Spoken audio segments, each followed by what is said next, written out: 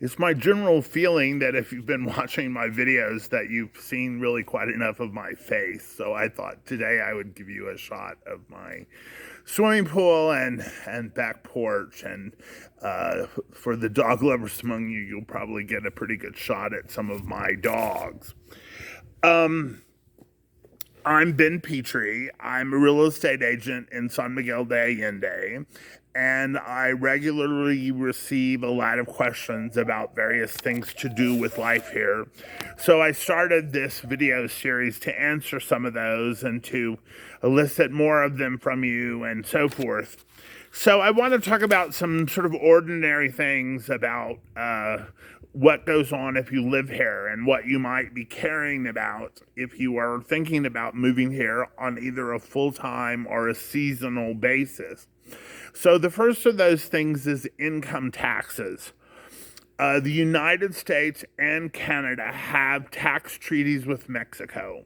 So if you pay your taxes in the U.S., you have no obligation of any kind to report or file or acknowledge or anything your tax situation in Mexico. If you choose to come here and work, as I have, then you do have to get something that's similar to a social security number and sign up with the equivalent of the IRS and get an accountant and do various things like that. But most of the people with whom I deal are either intending to be seasonal residents or full-time residents and are generally retired and receive investment income or social security or something like that. So if that is your story, you have no concern about taxes here. You have no issues. Tax treaties are pretty broadly based, so I assume that if you are from the European community or other OECD countries that you probably have a similar situation, but I don't know anything about that. And of course, as with any information that I give, you should always talk to your legal professional, tax professional, whoever it is. Similarly, in regard to mail, it is common to have a mailbox in Laredo, Texas, to which you can have your mail sent. So if you have subscriptions to the Wall Street Journal or the New York Times or Forbes or Architectural Digest or anything like that, they can be sent to you as a regular domestic subscription. And similarly, your friends and family can send you birthday cards or Christmas presents through that address. And if you wish to receive mail from the U.S., you definitely wish to do that because Mexican mail is very, very slow and highly unreliable, and you could easily get a Christmas card 6 months late. So if you expect that to be a big part of your life, you probably want to sign up with one of these companies who receives your mail in Laredo, and then it is couriered here in different ways, and you have a box here, and you go and get it at the box.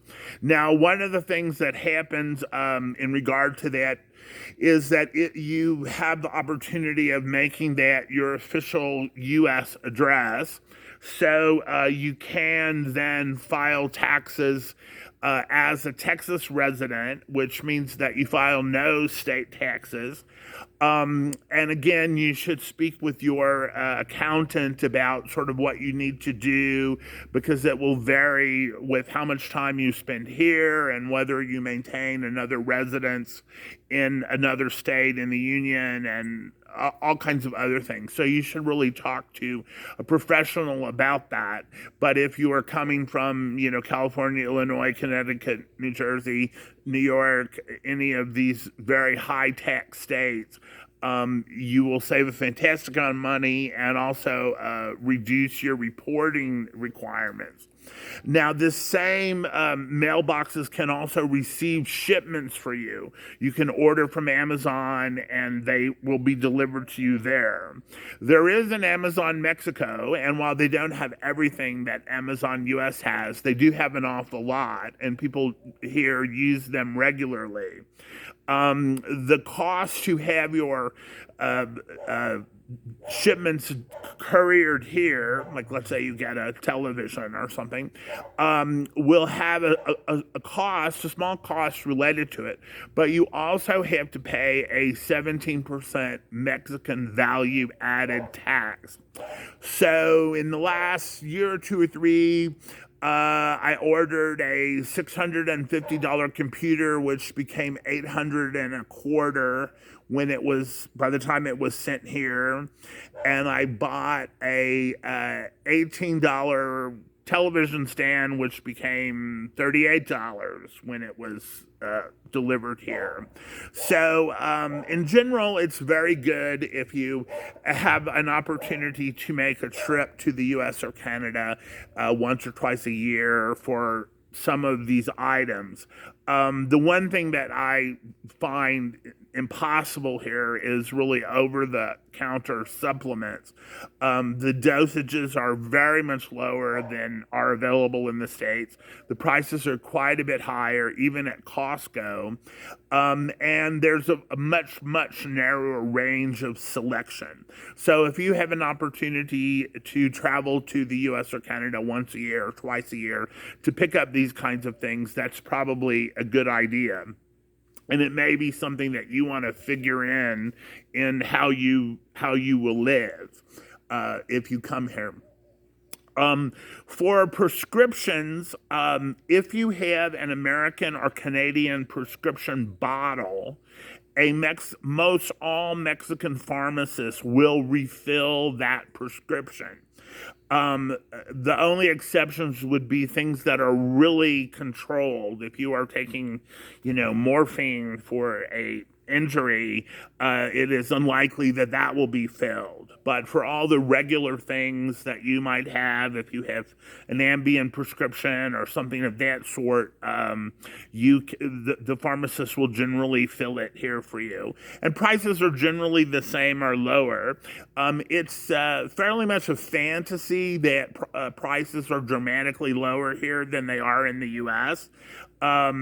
I believe they are significantly lower in Canada, but that has to do with the National Health Service. Here you're dealing with pharmacies, not the National Health Service. And so you may have some savings, especially if you come from really expensive areas like San Francisco or New York, but don't imagine that you're going to get your prescription meds for 20% of what you pay for them in Oklahoma.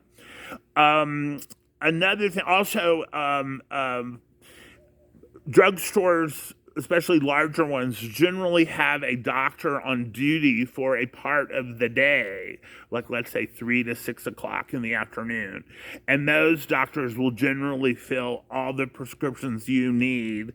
And again, I want to say if you are taking some kind of unbelievably addictive painkiller, OxyContin comes to mind, it's probably not likely that they will write you a prescription for that in a drugstore at 3 o'clock in the afternoon.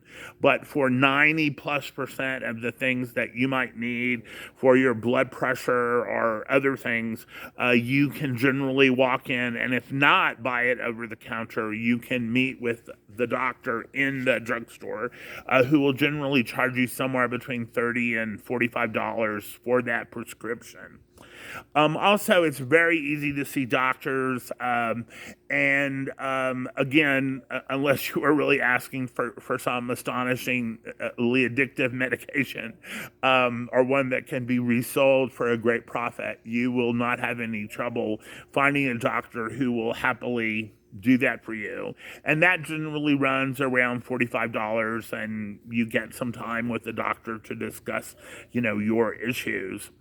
Another thing that comes up often is the question of banking. I do not have a bank account in Mexico, and I have not had one for something close to 15 years. I have found that the best thing you can do is use bank machines. I deal with Schwab, and I know that Fidelity does a similar thing where they reimburse all bank fees from anywhere in the world. So I am able to take pesos out of machines here at so far, I have not done a comprehensive study of this, but in the places where I've known, the rate I'm getting is, if not the best rate, something very, very close to it. It's really the official wholesale rate of Comex or whatever. And there has been litigation in the U.S. that establishes rules for banks about what kinds of things they can charge. And so suggest that you get a banking card from one of these people that will not charge you fees, and that then you get cash to conduct your life. Many of the people who work for you, for example, if you have a maid or a gardener or a cook, they will not have bank accounts. So you can't pay them by Mexican check. Number two, it's almost impossible to write a Mexican check and get it correct for the purposes of the bank. If you write it in black ink, it is rejected. If you get the date wrong, if you do anything, and even when they take U.S. checks, they have standards that are so much higher than the U.S. bank that is going to be receiving the check that it's just stunning. So my general experience when I first came here, I did have the bank. And their service was so bad, and they were so breathtakingly rude to me, and it just was an enormous pain. And so I found that using the machines is really great. If you are building a house here, you may have to work out some other situation, because you may not be able to take quite as much out each month or each week as you need to pay your staff or your building crew. But if there are two of you, and I can reliably get 9,000 pesos a day from a machine, so two of you, 18,000, that's close to $1,000. So in general, if there are two of you, you should be able to get a little organized and get the money. It might involve going to the machine every day to pay your weekly staff. But you have no reason really to leave a paper trail in Mexico. Your actual cost basis of your home or building has almost nothing to do with how capital gains are determined when you go to sell. And I've always generally felt that it's a privacy thing, that there were times when I was building when I had very significant amounts of money, and I don't really want anybody to know that. So I like the idea that there's no bank teller or clerk who can look up my account and see that my balance is very large, and perhaps talk about that or tell someone that, or just in any way cause any problems. So the privacy of using the machines is very, very strong for me. And I highly recommend it to you, unless you have some special exception. And you may also be able to find banks or attorneys or other people who may be willing to cash dollar checks for you. So if you suddenly need a few $1,000s, you may be able to get, if you've established a relationship with an attorney or a bank, you may be able to do that.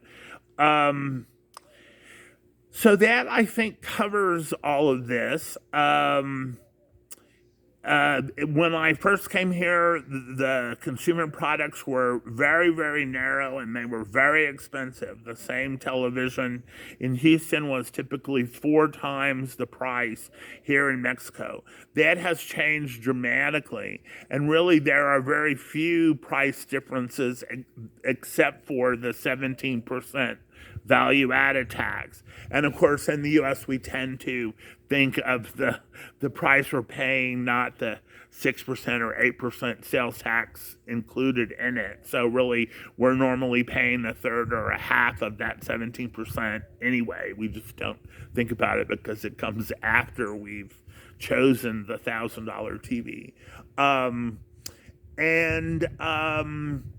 now that range is very broad. I'm going to do a significant piece in coming weeks on grocery stores and markets to give you an idea of what is available here.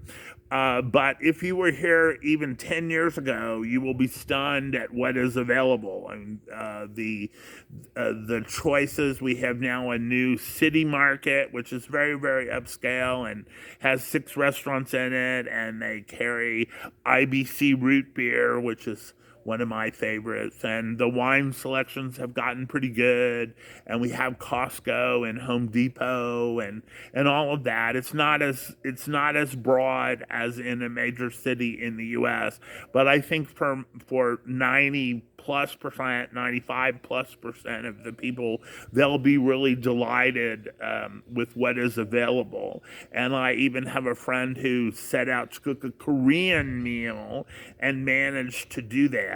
It required some things that had to be delivered online by Amazon Mexico, and the sort of Mexican equivalent is called Mercado Libre, as in free market. But with Mercado Libre, it's really just putting you in touch with the seller, and so you don't have quite as much. You don't have the backup that Amazon offers you if you were, cheated or received substandard products. So I think that about addresses what I want to say. I've talked in the past about how very low property taxes are. So if you are paying your taxes in the US or Canada, that will be the only tax that you pay, and that will generally be somewhere between $200 and $500 a year. And you get a discount for it if you pay it in January. And if you are over, I believe it is 62, which I am, you can get a pensioner's card, and the pensioner's card will cut those taxes in half, as well as give you some discounts at movie theaters and on bus rides and some other things. And probably there's just a giant book about the 1,100 things it does for you that I've just never seen. But at any rate, getting the pensioner's card, which you may do only if you have temporary or permanent residency. You may not do it if you're just here on tourist visa, but can result in significant savings in taxes and other things over time. So I think that really addresses all of this for me today. I am working on this larger, almost like a mini documentary, to talk about what it will look like shopping for food here, and what your choices are, and what you can expect, and so on. And I think in general, if you have not been here, you'll be really surprised at what your choices are. But they are not what they are in the US. I mean, Costco is about 40 miles from us, and it has terrific things, but it is not the equivalent of the best Costco in the US. I hope someday it will, and we all celebrated with joy when it came here. We also now have HEB, which is an amazing chain from Texas, and it has offered a number of its upscale products in its supermarket in Querétaro. And just down the street from the supermarket in Querétaro, there is a wonderful fancy cheese place, and the prices are reasonable. There is a real bias towards Spanish cheeses, and I would, of course, prefer that there would be a bias towards French cheeses, but I can get Roblechon and some other things that, I like very much and that I used to miss from the United States. So more and more, our lives have become comparable to what they would be in an urban area in the States.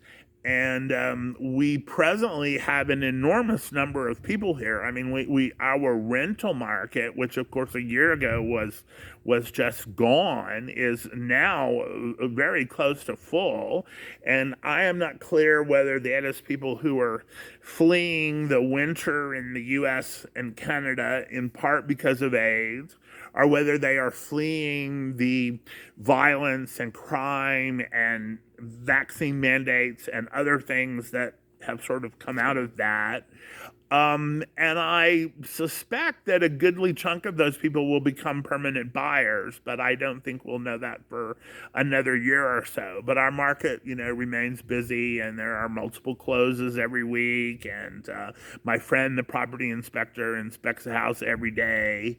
So, we're really in a very good place, and we have every reason to believe that the range of products that we're offered and the range of restaurants and services and everything that you might think of enjoying in your life in the States or in Canada is going to continue to grow.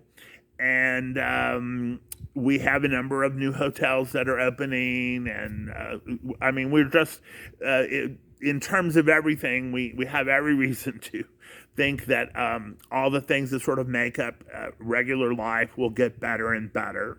And the one exception to that is traffic, but we do have this new underpass, which has dramatically reduced traffic, at least in one area. So for people who are looking to live in this country, enjoy the climate, enjoy the culture, enjoy the camaraderie of the expat community as well as of the Mexican community, because there are lots of people here from Mexico City and Monterrey and Guadalajara who really add a lot to the mix, and to enjoy that at a much lower cost than you are likely to in almost every major urban area in the US or Canada. Things look really good. So if you think you'd maybe like to take a look at this or imagine this, as a choice for you, we have dramatically improved internet connections over recent years, and that of course means we have dramatically improved phone connections back to your friends and family and loved ones in the States and in Canada. So it just looks very good. So I will look forward to producing my little mini documentary on shopping and what your choices are, and also I think part of that is I'm going to give you some ideas about how easy it is to live here at a lower budget, because we do have a strange kind of bimodal distribution where there are a number of people here who are here because they cannot live on their Social Security and they have nothing else. And then we have people here who come in their own planes. And so sometimes we end up talking about the fancy houses and the fancy parties and the fancy whatevers, without missing that you can, find a dwelling that you might like for $100 a month or $200 a month. So we'll try to show a little bit of that in the documentary. But anyway, thank you for your time. And as always, please like, share, and subscribe. God